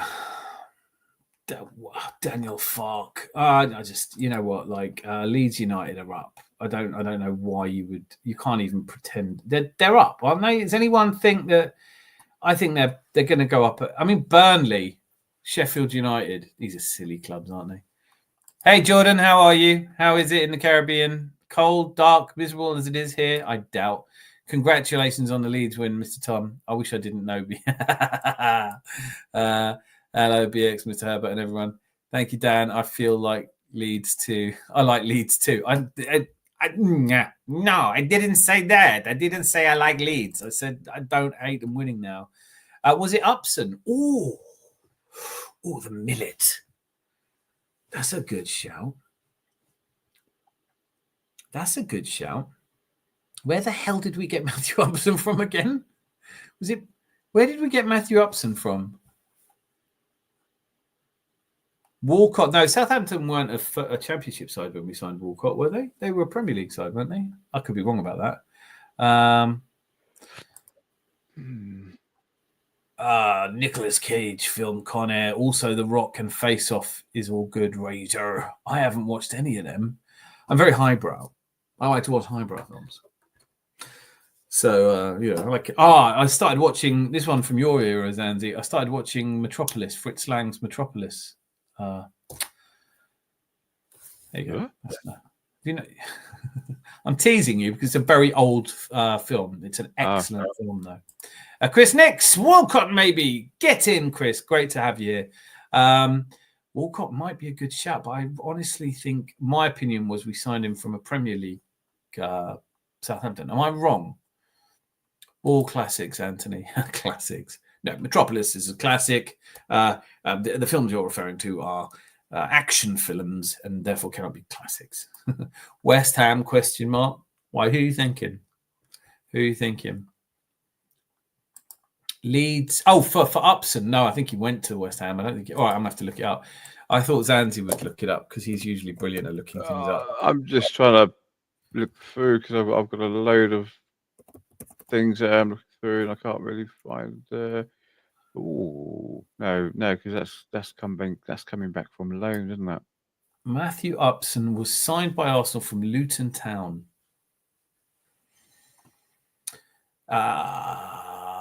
Football League. I don't think it was the Championship. I don't even think that. I think that was. I think they were actually in League One. I don't think they were in the Championship even. So that doesn't count. Bloody hell! On his someone who loves him needs to change his Wikipedia page. The picture of Matthew Upson on a Wikipedia page looks like he should be on death row for serial murder. Birmingham, I think. What do you mean? Where we signed Upson from? Nope, Luton Town. Hi, Chris. Richard Wright, possibly. That's who I was thinking of. Ipswich. Yes, I think Richard Wright was signed from a Championship team. But how will I know? How do we find this? This stuff is important. Who's the last? It can't be Richard Wright, can it? See, in 2014-15, we signed Callum Chambers from Southampton, but I don't know whether Southampton were in the Premier then. What year? 14-15.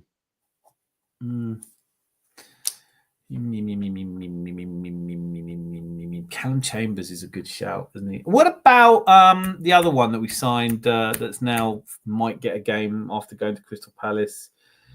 Played when Saliba was injured. How have I forgotten his name? Please tell me I'm not succumbing to one of those.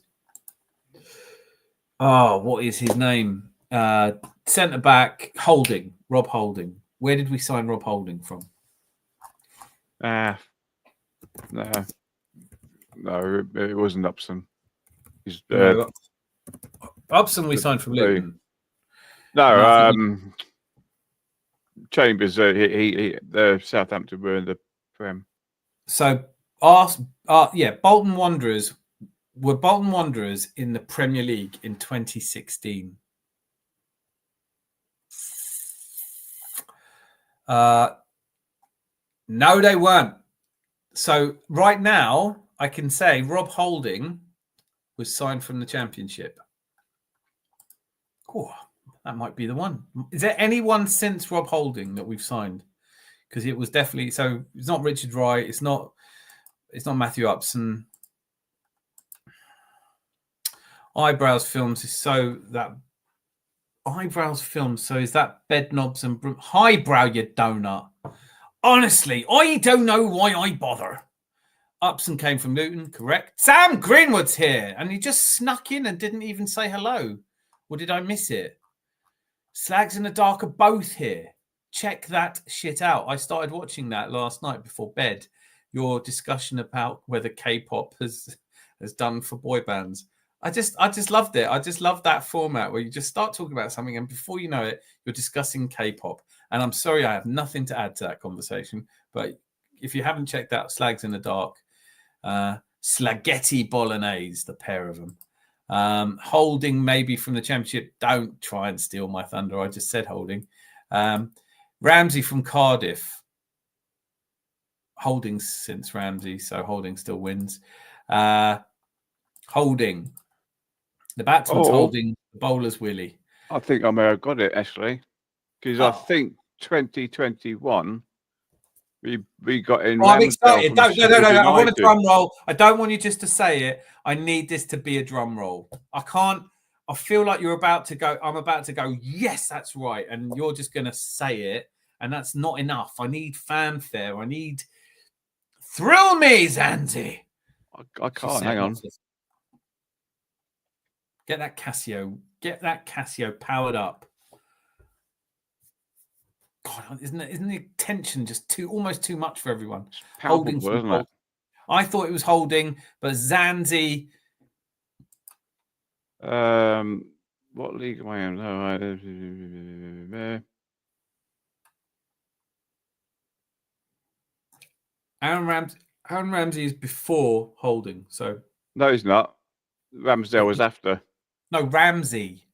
Well, Ramsey was fucking years back, wasn't he? Yeah. Oh, do you think he meant Aaron Ramsdale? I'm talking about Aaron Ramsdale now. Yeah. In the minute. No, well, he was. No, it doesn't count because he was relegated. So, yeah, I suppose in a sense he was signed from a Championship club. All right, I'll probably give you. Actually, was he, though? Because. No, 21-22, Ramsdale was in the Championship. He wasn't. He didn't play in the Championship. He was relegated to the Championship. He was relegated 2 years in a row, Sheffield United and Southampton, wasn't it? Yeah, Southampton, but technically speaking, 21-22 is when we signed him in the summer. I know, but I don't want to give you that one. Sorry. He Why? didn't play in the Championship because we didn't really sign him from the Championship. You know, he hadn't played in the Championship. I don't like it. Sorry. It doesn't work for me. You know? No, you can't have that one. He went down with Bournemouth and he didn't play in the Championship with Bournemouth. And he went down with Sheffield United and he didn't play in the Championship with Sheffield United. But we did sign him after they'd been relegated. So I get what you're saying. But he wasn't a Championship player. Like, nah, you can't have that one. Sorry. Is Celtic classed as a Championship side? Celtic? Celtic? I've never heard of them. What do they do? I don't know, but that's where we got Kieran Tierney from. Please don't upset Rosie, okay? We need Rosie not upset. No, also, no, you can't count foreign leagues. No, I'm talking about Championship. The whole conversation is about Championship. AJ's here. He'll fix this. AJ, welcome. Who is the last Arsenal player that we signed from the Championship? Basketball team, exactly. Dan, the man. I like to think so. I meet the criteria, being called Dan, and of course, I do have we know that. Aaron Ramsey was signed from Cardiff for $5 million by Wenger from the Championship. But I get that. That's true. But Rob Holding was signed after that, wasn't he? Rob Holding was signed. 16-17. Maybe he wasn't then. We signed Rob Holding and Aaron.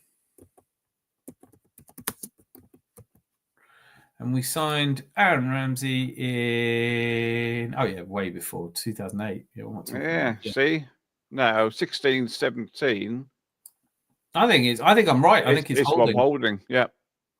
I think Rob Holding is the last player we signed. That's a fucking decade ago. Yeah. It's been almost a decade. Well, it will, because we won't sign anyone till 26 from the Championship, will we? We're not going to sign anyone in summer, although I hate to say it. Right now, Are we going to sign how many anyone? strikers have Leeds got? Because they've got more strikers than us, haven't they? Oh, God, yeah. Everyone's got more strikers than us.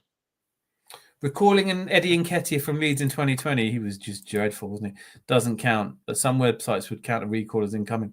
I know, isn't that funny when they do that? SofaScore does that. It said new signings.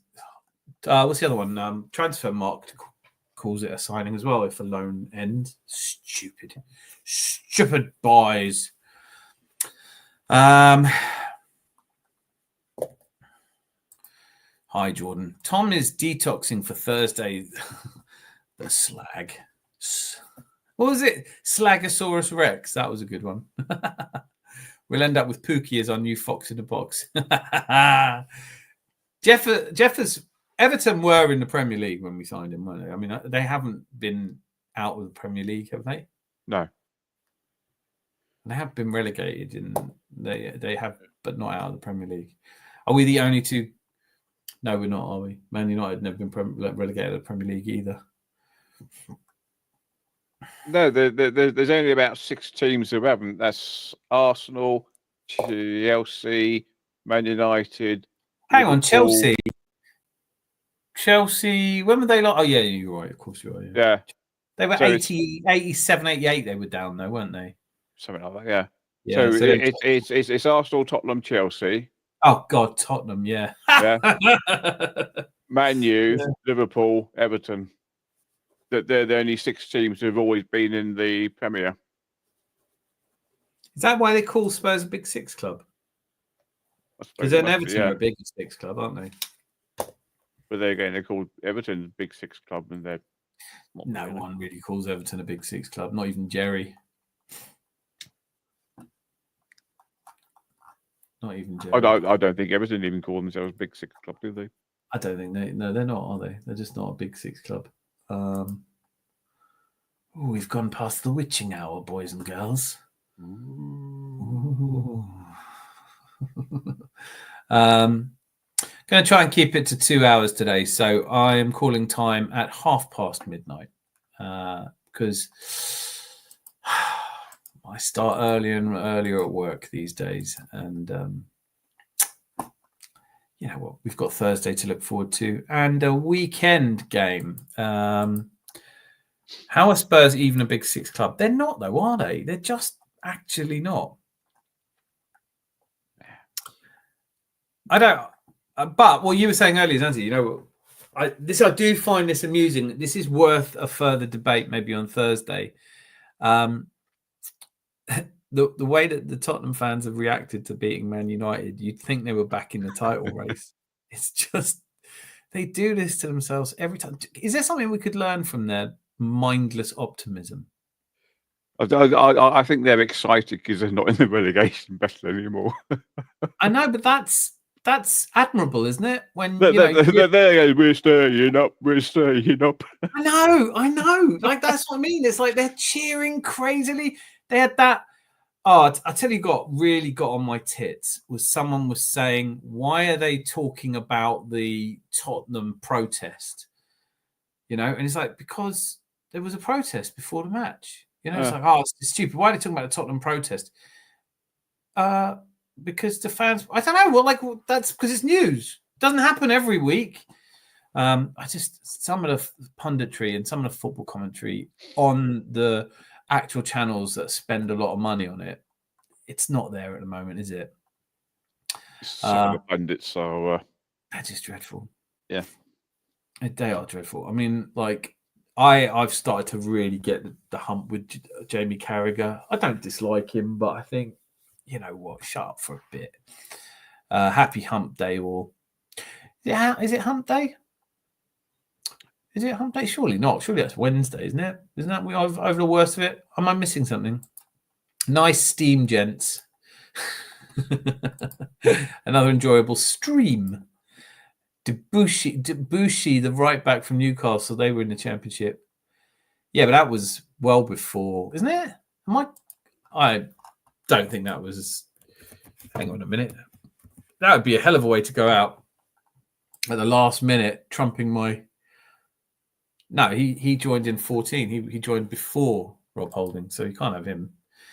Yeah, no, Holding's definitely the last from Championship. If the bottom four weren't so bad getting points, both Spurs and Man United would be in a relegation battle. Yeah, I know. I don't. Is it just me? I did this in a video when 9 months ago when I talked about they should sack Ange Postecoglou because he's not good enough, and he's and everyone was like, "What the fuck are you talking about?" But I said at the time, I said, for me, Tottenham fans are a little like bees because I don't really want them around me, but I appreciate they're an important part of the ecosystem. And it's really nice having them as our rivals because let's be honest, they never have a chance of winning anything at all. And if you're Everton, you have to put up with Liverpool. If you're Liverpool, you have to put up with Everton sometimes winning things. I mean, I know it's been a while, but Tottenham fans with nothing to fear. We all love a hump. We do. We do, don't we, though? I loved when an American news channel reported on the Super League by saying all the big clubs in England and Tottenham as well. It was. Do you know what though? It was embarrassing. That was embarrassing when we were approached to join the Super League because even I was like, "Why us? We're not super. We're not Man City, Chelsea. This is going back a few years now. Now I totally get it. Now, if the Super League started now, you'd go, yeah, I'd expect us to be in the conversation. We are one. We finished third in the European qualifying table of 30 whatever teams. That's hell of an achievement, etc., etc. Back in 2019 or whatever it was a fucking shit show. Hi, Melina. Big up, Nails.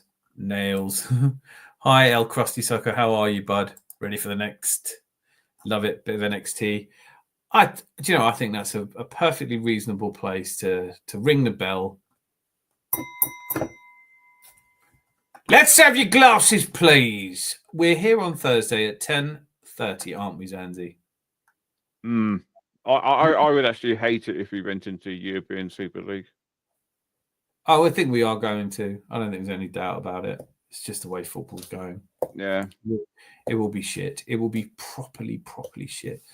Last orders. White Russians. Sorry, we've only served Black Russians at the Adams Arms. Actually, that's just a meaningless idea. No, go on then. We'll make you one. And I don't mean a gold digger from the internet. A cat. What?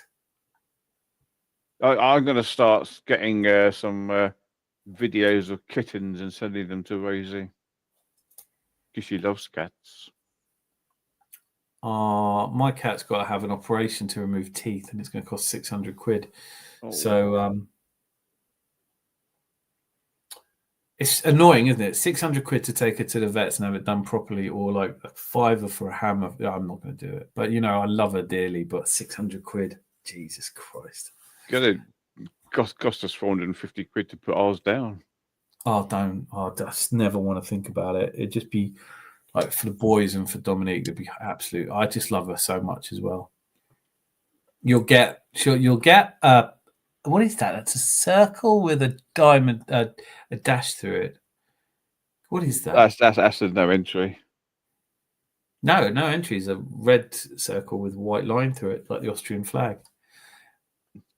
Yeah, it's a bit reddish around the outside, but it's black and red. Can I just give this one to Sam? Zanzi is becoming the theme song from Beverly Hills Cop. Ding, ding, ding, ding, ding. Can you please? Axel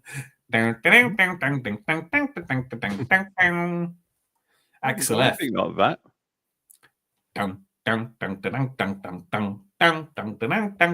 on, get. What is it anyway? You use? Do you use the? How do you make those sound effects? I've got a thing called Voice Mod. Is that through? I saw there was something on the. How have I forgotten what the fucking thing? The group. What's it called?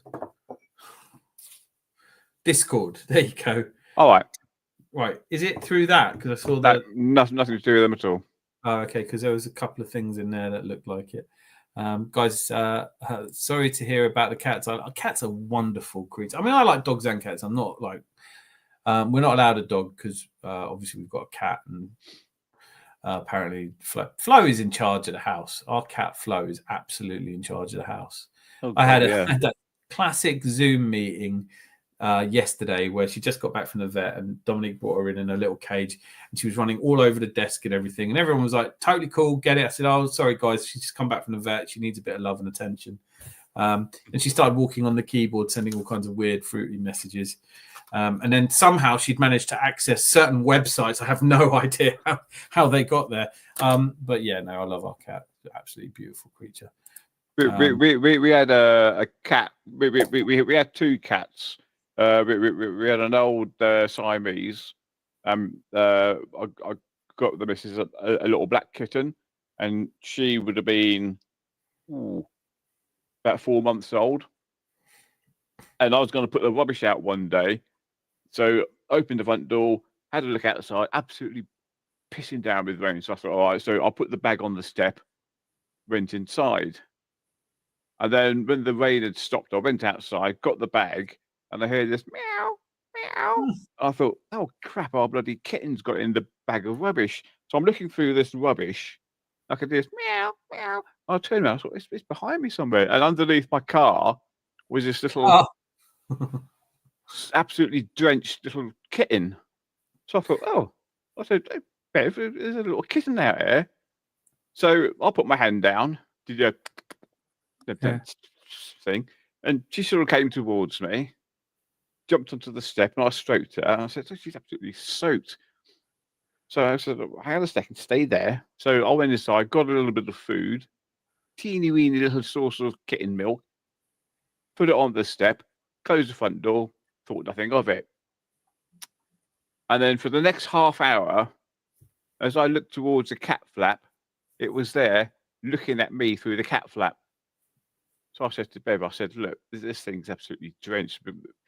The radiator's on. Why don't I put a pillow by the radiator and just let her come in and sit on the pillow and dry off? So I opened that, put a little teeny bit more food out. She came along, ate the food, curled up, fell asleep on the pillow, and she stayed. And she would have been about the same size as our kitten, but about half the weight. Yeah. And she was absolutely fantastic. She had a litter of 4 kittens. So how long did you have her for? Like she properly stayed? Oh God, yeah, she was 14, and she got 14, yeah, and she got liver cancer. So it was funny actually, because I was. She went off her food, so I thought, all right, I'll give her something else. Got her something else, and she'd sort of half eat that, but she just looking totally forlorn all the time. So took her to the vets and said, look, she just sort of seems to be losing weight and not eating. So the first thing the vet did is like bend the ear back at the top to have a look, and she said, oh, she's got jaundice. Have you seen that? I said, well, no, because I thought we would go around bending the cat's ears back. So then I wouldn't know. Like I've never done that. Yeah. So apparently, because it's got a yellow tinge to it, he can tell she's jaundice. So he said, I'll give her a blood test. So got a blood test. And he said, if you want to wait a bit outside, and I'll get a result. So he waited for 10, 15 minutes, and he said, oh, please come back in. Went in, and he said, yeah, she's got real problems. This is very high, this is very high, this is very high. So it's something to do with the liver. So the only thing we can do is really find out is to actually give her a quick scan. So I said, well, how long is that going to take then? And he says, well, it'll be an hour or something like that. So he said, oh, we'll come back. So we went, and the vet phoned us and said, oh, come back. So we went back in. Sure enough, yeah, he said they scanned it, and she's got cancer all the way through her liver. And that is it. I just went into floods of tears then. Yeah. I don't Um, even, to be honest with you, I don't even like thinking about it because we're waiting to see if Flo has got anything else because she lost a kilo of weight, which is a lot. yeah. So we're like fingers all crossed. I mean, I know the time comes for us all and everything, but How old is she? we don't know. She was a rescue cat, Right. so roughly 14, 15. So it's a good, but she's so lazy at the moment. She does nothing. So I kind of think like she's got another. I mean, like it's not an exertive, but because of her teeth and not eating, hopefully it's just that. But we get a really expensive cat food. She's not eating it as much as she needs to. But she doesn't seem in a great deal of pain. Yeah, but they always say they hide it. My ex-girlfriend stole my cat, which I'd had for 4 years before meeting her. That's savage.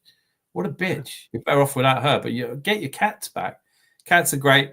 Don't need constant attention and can handle themselves. They are. They're like pets for people who don't want to be fucking constantly wiping something's ass.